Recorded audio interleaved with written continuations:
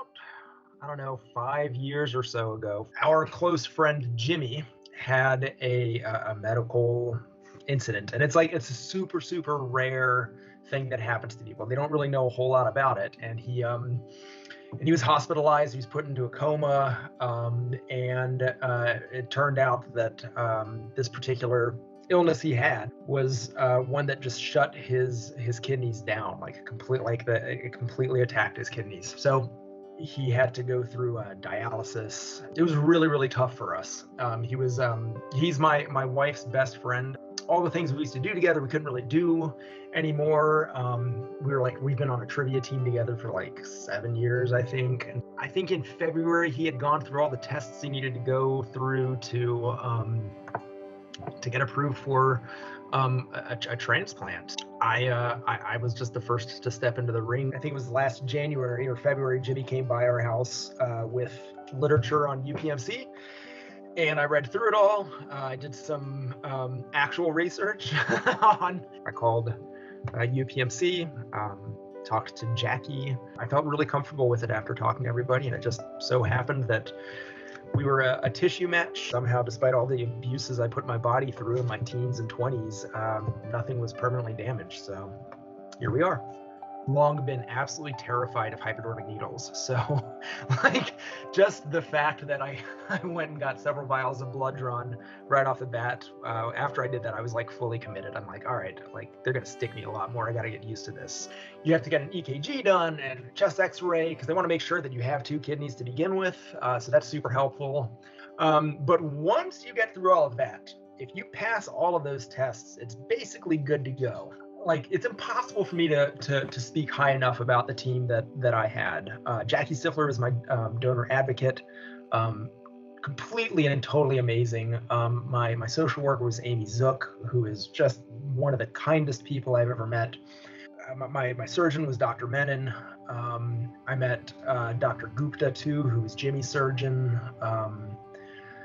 They make sure that you are as prepared as you can be. The day before our initial surgery, I was supposed to take the magnesium citrate at like 2 o'clock, and I did.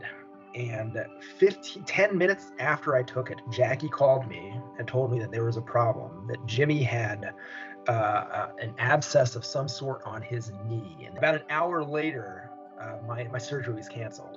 My sense of humor is kind of perverse sometimes, so I thought it was hilarious. Anyway, so like a week later, like we were good to go. Turns out Jimmy's knee was fine.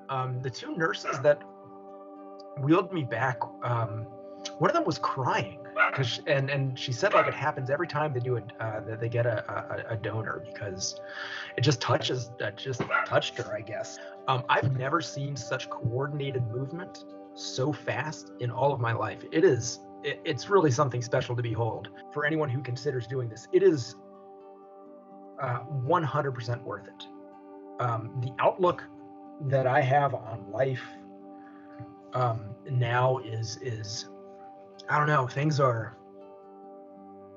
different. I struggled for a little while with not being able to do a lot of things, with needing help getting out of bed. I felt like for one of the first times in my life, I had done something super significant. Like I felt like somebody. I cried every day for, I don't know, like 3 weeks. I was overcome with emotion. I was overcome with just how amazing modern medicine is, and how amazing the people who are RNs, LPNs, surgeons, medical doctors, all of it. Like I was just in awe of the care I received and the people who surrounded me. So I bought bouquets of flowers for Jackie and the team at the Brady Building, and I bought a bouquet of flowers for the nurses on the 4th floor. There's got to be something more I can do, right? So I reached out to Jackie and I was like, "Hey, do you guys have like a fundraising thing?" And she sent me a link to the Pinnacle Foundation, and it was like, this is just the basic hub for donations. November at Cumberland Valley High School, we do this thing called the CVU Day.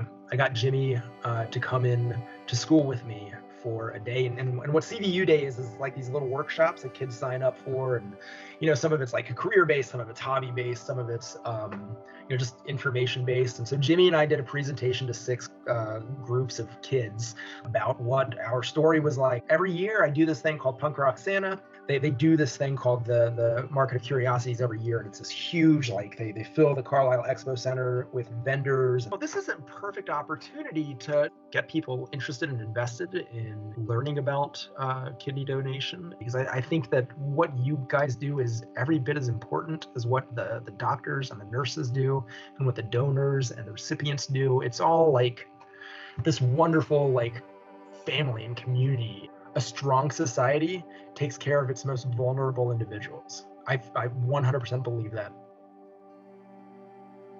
In like March of 2022, my aunt was the aunt that I was closest to. My aunt was diagnosed with cancer, and the tumors that were on her lungs were too close to major veins or something, so it was inoperable. It spread to her brain. I would have done anything to save her. So when this opportunity came up, I thought, shit, man, I can't save my aunt, but I might be able to save someone else. She died in November of this year. It was tough. She died the day I left visiting her. When I got approved for it, I talked to her and I told her that she's the inspiration as to why I'm doing this. I mean, obviously I was doing it for Jimmy too, but I couldn't save my aunt. So this was like a way for me to save someone else or to help someone else. And my cousin messaged me and she said that Tucker, my aunt's name was Tucker. This is her right here. I keep her. My aunt was bragging about me to all the RNs that were helping her. We all have this capacity to do wonderful things for each other. And I think that being an advocate for that approach to life is a life-changing opportunity.